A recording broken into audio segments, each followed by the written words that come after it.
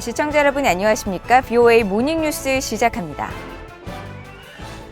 북한이 김여정 노동당 부부장의 유화적 메시지 내용의 담화 발표 후 사흘 만에 또다시 동해상으로 미사일을 발사했습니다. 미국 정부는 규탄 입장을 밝히고 유엔 안보리 결의 위반이라는 점을 분명히 했고 한국 정부는 유감의 뜻을 표했습니다. 첫 소식 조상진 기자가 보도합니다. 미국 국무부는 북한이 28일 단거리 미사일로 추정되는 발사체를 한국 동해상으로 발사한 데 대해 규탄했습니다. 국무부 대변인은 BOA에 미국은 북한의 미사일 발사를 규탄한다면서 이 발사는 여러 유엔 안보리 결의 위반이고 북한의 이웃 국가들과 국제사회에 위협이 된다고 밝혔습니다. 이어 우리는 북한의 외교적 접근에 전념하고 있고 그들이 대화에 관여하기를 촉구한다면서 한국과 일본 방어에 대한 미국의 약속은 철통 같다고 강조했습니다. 미국 인도태평양 사령부도 이날 성명을 내고 우리는 북한의 미사일 발사에 대해 인지하고 있고 동맹, 파트너 국가들과 함께 긴밀히 협력하고 있다고 밝혔습니다. 그러면서 우리는 이번 발사가 미국의 요원들이나 영토, 동맹에 즉각적인 위협이 되지는 않는다고 판단했지만 미사일 발사는 북한의 불법적 무기 프로그램에 불안정한 영향을 강조하는 것이라고 지적했습니다.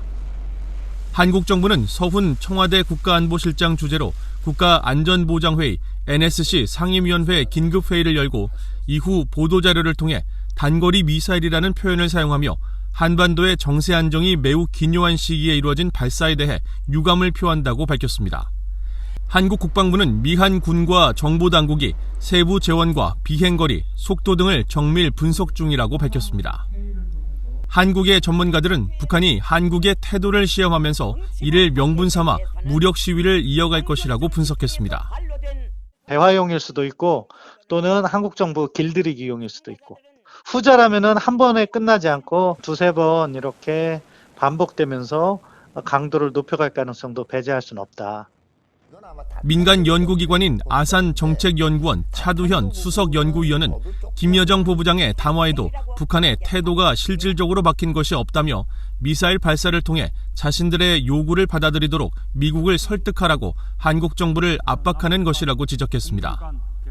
한국 정부에 대해서는 종전선언을 하고 싶으면 미국으로부터 지금 우리가 요구하는 바를 받아내라는 거 아니에요? 지금 얘기하는 그 이중적 잣대 이런 게 모두 북한이 핵 전력을 발전시키는 건 당연한 조치라는 걸 받아들이라는 얘기 아닙니까? 박원군 이화여대 북한학과 교수는 북한이 한국 정부의 유감 표현을 꼬투리 잡아 반발하면서 담화 공세를 이어가거나 미사일 시험 발사를 지속하는 등 도발을 이어갈 것으로 전망했습니다. 그러면서 북한이 대화 전제 조건으로 내건 이중 기준의 철회를 받아들이지 않는 미국과 한국의 책임을 전가하면서 무기 개발을 위해 기술적으로 필요한 미사일 시험 발사 등을 본격화할 수 있다고 분석했습니다.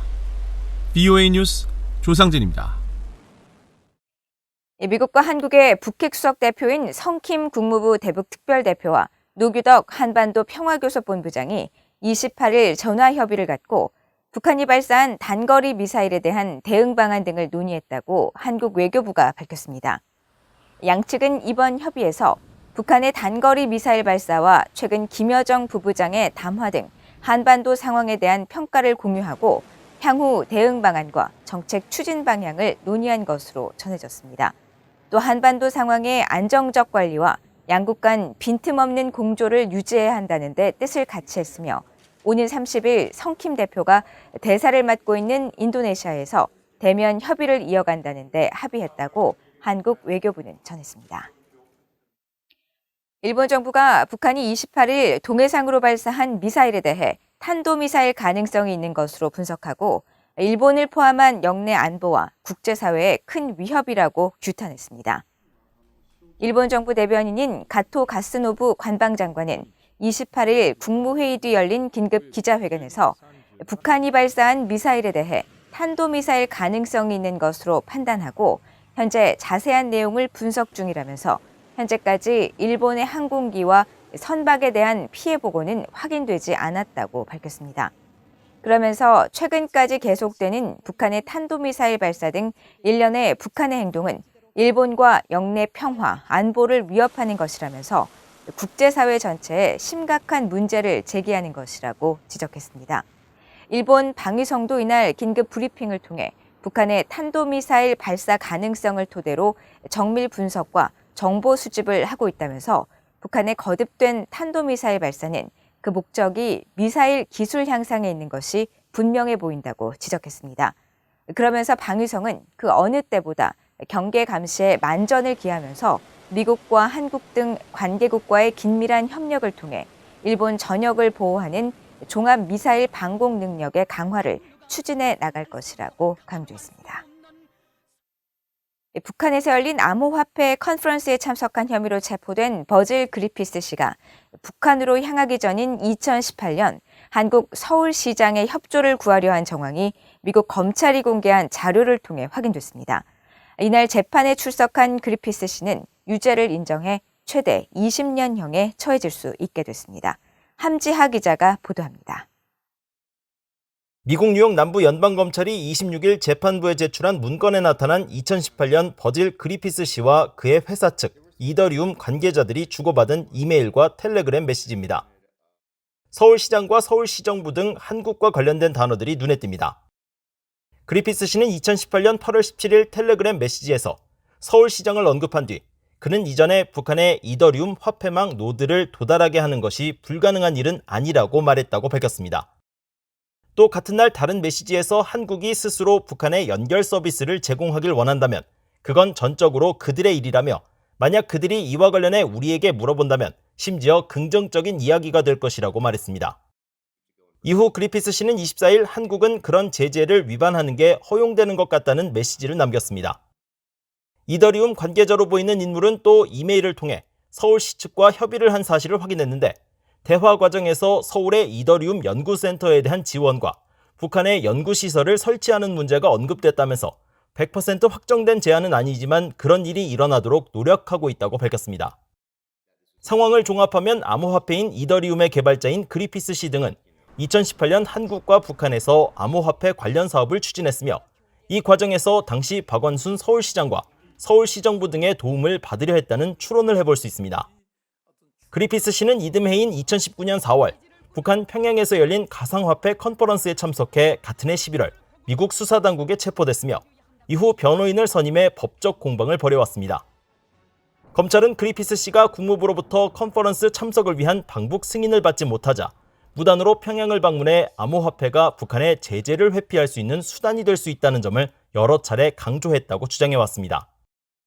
이런 가운데 그리피스 씨는 27일 약 1년 10개월 만에 법적 공방을 끝내고 자신에게 적용된 혐의 중 국제긴급관한법 공모 혐의에 대해 유죄를 인정했다고 검찰이 밝혔습니다. 이에 따라 재판부는 재판을 마무리하고 내년 1월 18일을 최종 선고 공판일로 발표했습니다. 검사 출신인 정홍균 변호사는 앞으로 최종 형량을 놓고 변호인과 검찰 사이에 치열한 법적 공방이 이어질 것으로 예상했습니다. 판사는 양측에서 제출한 센테싱 메모랜덤을 각각 리뷰하고 1월 18일 선고 당일날 검찰 측과 피고 측에 질문 있는 사항을 각각 물어본 다음에 최종으로 형량을 선고하게 됩니다. 법조계 전문가들은 그리피스 씨의 위법 행위가 매우 명확하다며 상황에 따라 최대 형량인 20년이 선고되는 것도 배제할 수 없다고 말했습니다. BOE 뉴스 함지아입니다. 미국 의회 도서관이 지난 2년 동안 진행했던 북한 자료 디지털화 작업을 북한 정기 간행물 전체로 확대하기로 했습니다. 이 14,000권이 넘는 310여 종의 희귀 북한 잡지를 원본 그대로 웹사이트에 올려 일반에 공개하는 대규모 프로젝트입니다. 이조은 기자가 보도합니다. 미국 의회 도서관이 다음 달부터 2024년 9월까지 북한 정기 간행물 전체에 대한 디지털화를 진행한다고 밝혔습니다. 지속 여부가 불확실했던 지난 2년간의 프로젝트를 3년 더 연장해 그 대상을 도서관이 소장한 모든 북한 잡지로 확대하기로 한 겁니다. 이에 따라 기사 검색을 돕는 기존의 색인 자료 전산화 단계에서 더 나아가 의회 도서관을 방문하지 않아도 웹사이트를 통해 누구나 희귀한 북한 자료에 접근할 수 있게 될 것으로 보입니다. 미국 의회 도서관 한국관은 이미 지난 2019년 10월부터 올해 9월까지 2년 계획으로 1948년부터 1964년까지의 북한 정기 간행물 132종 3,987건에 대한 디지털화 작업을 마쳤습니다. 이어 앞으로 3년 동안 2차 프로젝트를 통해 1965년 이후부터 현재까지 발간된 180종, 11,100건에 대한 디지털화를 마쳐 총 312종, 14,087권, 33만 쪽에 달하는 북한 정기 간행물 전체를 의회 웹사이트에 원본 그대로 업로드한다는 계획입니다. 미국 의회 도서관 아시아 자료실에서 북한 자료의 디지털화 작업을 추진해온 소냐리 수석사서는 북한 문제가 주요 국제 현안으로 등장하면서 북한 관련 자료 요청이 많아졌다며 북한 자료의 가치에 대한 인식이 바뀌는 계기가 됐다고 말했습니다. 반드시 되어야 된다고 생각했어요. 북한 자료를 연구하시는 분들이 점점 많아지시고 또 자료들이 전쟁을 겪고 난 자료들도 있어서 사실 헐기 시작했고 종이질이 안 좋아서 또 헐기 시작한 자료들이 있거든요. 근데 또 하나 문제는 이런 자료들을 어디서 다시 구할 수도 없으니까요. 그래서 10년이 넘도록 준비를 해오다가 사실 전 기대도 안 했었는데 도서관 쪽에서 먼저 3년 예산을 세워주셨네요. 미국 의회 도서관 아시아 부서의 치치우 학술 서비스장은 북한 자료를 입수하려는 미국 의회 도서관의 의지가 전 세계 연구자들에게 필수적인 자원이자 세계적으로 인정받는 소장품을 구축하는 결과로 이어졌다고 평가했습니다.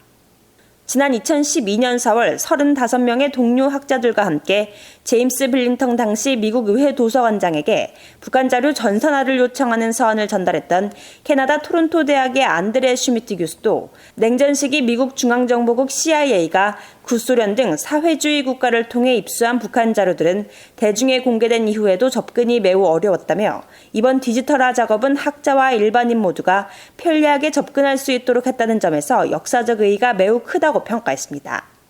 VOA 뉴스 이존입니다. 문재인 한국 대통령이 최근 제안한 종전선언과 관련해 주한미군의 주둔은 한반도 상황에서 필수적이며 미한 양국이 연합훈련 실시를 통해 높은 수준의 준비태세를 유지해야 한다고 빈센트 브룩스 전 주한미군 사령관이 밝혔습니다.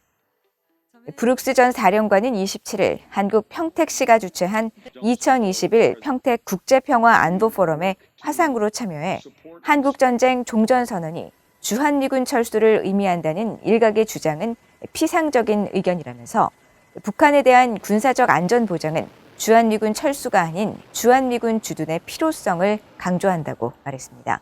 그러면서 강력한 미한동맹의 지속이야말로 북한의 행동 변화를 이끌어낼 수 있다면서 미한 당국이 다양한 환경에서 연합훈련을 실시함으로써 높은 수준의 준비태세를 유지해야 한다고 강조했습니다. 노무현 정부 시절 한국 외교부 장관을 지낸 송민순 전 장관도 포럼에서 주한미군과 한미동맹에 어떤 영향도 주지 않는 종전선언은 북한이 받아들이지 않을 것이라면서 이를 통한 북핵 문제 해결 가능성은 거의 없다고 지적하고 북한의 최근 담화나 또 미사일 도발은 약한 고리인 한국을 통해 미국으로부터 제재 해제나 안전 보장을 이끌어내려는 술책이라고 진단했습니다. 이상으로 VOA 모닝뉴스를 모두 마칩니다. 시청해주신 여러분 고맙습니다.